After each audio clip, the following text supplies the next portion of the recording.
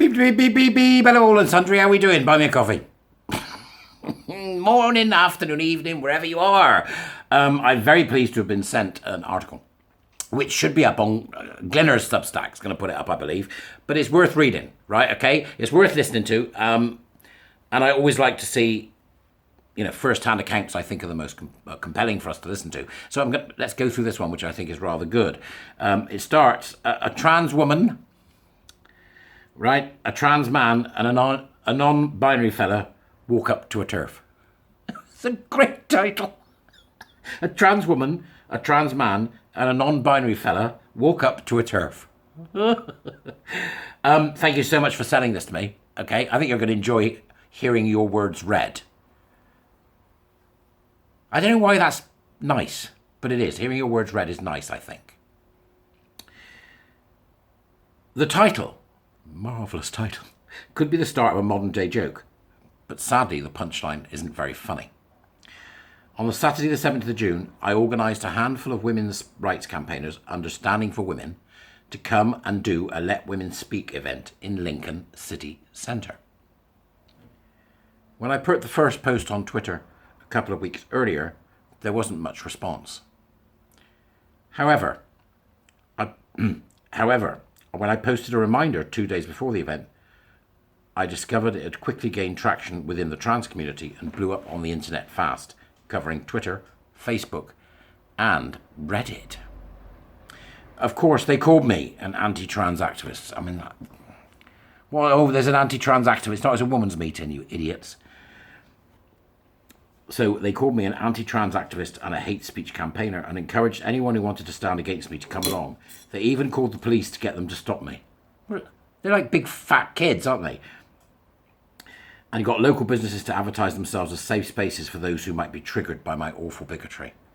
How do people fall for this shit, right? In this piece, though, I want to talk about 3 out of many individuals who came over and between them spent nearly 2 hours speaking to me and putting their side across. That's rare.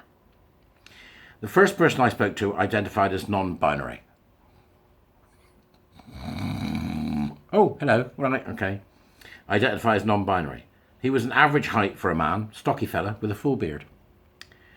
Non-binary beardage. He was very courteous and I could tell he was bright and educated. However, I found it hard to understand his non-binary status. And when I asked him to explain, he didn't seem to know himself. Why are you non-binary? No idea. He just put it on like he did his underpants. Right. Simply responded saying he doesn't feel male or female.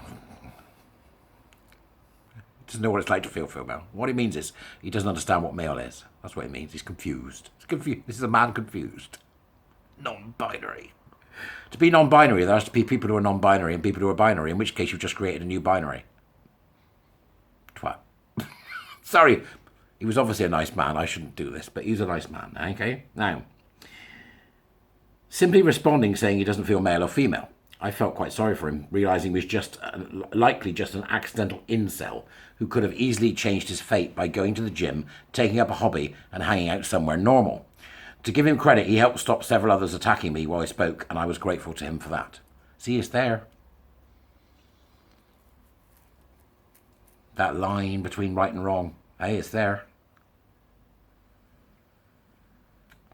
Next, I had 2 others draw their attention to me. One was a trans woman, in speech marks. A guy with false eyelashes and bright red lipstick donned onto filler enlarged lips and artificial breasts. Unfortunately, that was the only vaguely feminine thing about him. I could tell he was a man straight away, which annoyed him a little when I calmly pointed this out. He told me about his experience growing up and about how from quite young he'd stolen his mother and sister's knickers to wear secretly. AGP. To wear secretly, or just a cross-dresser. Common or garden cross-dresser. What was it? Annabelle called him? No, common and garden transvestite. That was about Benjamin Raspiel. It's a common and garden transvestite. That's what he says, isn't it? No, our bit of psychology is far more terrifying, Clarice. Blah, blah, blah. Stealing his mother's and sister's knickers to wear secretly. If you've read Trans Widows' Voices, which you should, it will knock your socks off. He said he was always a woman trapped in a man's body. Again, this man was quite sweet, although I sensed very quickly that he was likely was a man you didn't want to piss off. So I never brought up the subject of autogynephilia during our conversation and just let him talk over me as any woman would. That's the fear thing kicking in, isn't it? The third person who was stood in the trans woman's shadow was a trans man. A small, slim lady with a bit of a beard and a voice that sounded like a 16-year-old boy who was still going through puberty and was waiting for it to finally break. She explained to me that she didn't believe there were all these men invading women's spaces and that men in women's prisons was a lie. It's been on national news, so I'd say don't... She was sweet, and her small hands were visibly shaking through most of our conversations. She asked me if women would be fearful seeing her in the women's toilets. To which I replied, no. I can't tell you're a woman. I can tell you're a woman. She asked how, and I pointed out her small hands, feet, and ankles. I then said she would never be a threat to men in the men's toilets anyway, so that wasn't the issue. It's not, is it? Whilst all this was going on in the background, I could constantly hear the words evil, turf, bigot, bitch, and the C word directed at me by drag queens and others. It was a sight to behold, and for a woman of my size, 5'3" and 90 pounds. 5'3" and 90 pounds, could I have a sandwich? What's wrong with you? I'm kidding. And 90 pounds, quite a scary experience. I realised afterwards I was in survival mode for most of the 2 hours. That adrenaline would have been pumping like nobody's business. In conclusion, around 200 people turned up to silence 2 women. 2. What are they so afraid of us saying? What are they afraid we'll do? Do leaflets and t-shirts that say women, adult, human, female scare them that much that they would endeavour to outnumber us 100 to 1? It would seem so. I have now decided to join Kelly J. Keene's party of women, and run in Lincoln, as I feel after yesterday. It's so desperately needed. Go, that's fantastic! Go you! Let's see what happens next. Gonna run. Right? Gonna get into politics. Gonna change things. Never underestimate how a small group of determined people can change the world. I think that's fantastic. That's what came out of it. You came en masse to intimidate 2 women. And what you did was provoked a political career. Sweet justice! This marvellous individual, who is, I'm not naming because I don't know that I should, but it probably will be named as the author in the piece on Graham's Substack, Graham Lynn's Substack, which you can get to.